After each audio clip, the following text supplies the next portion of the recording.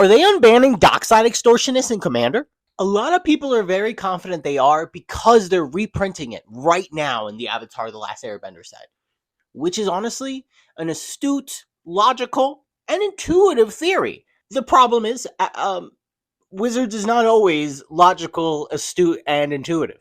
Wizards is not always astute, logical, and intuitive. There is a big chance it was too late and it was going to be coming along no matter what. Especially when you remember that they didn't ban the card initially. So they might have already had it in the set. But then it got banned a little bit from under them. Don't blame that committee. But because of this, they're not necessarily lining them up together. Also, I know people are mentioning the ban window. It's on November 10th. But it wasn't always initially planned that way. You know, that's actually an emergency move for the ban list. They need a fixed standard real bad.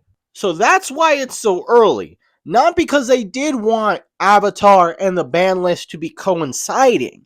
This is what makes me pretty confident already that detail is disqualified in favor of them unbanning the card. Another couple factors is, I know you're like, well, but it's Wizards. They could change their card. They would totally take it out to avoid it being annoying for the players who are going to have to see it and get their hopes up. These are their cards, but it's not their IP.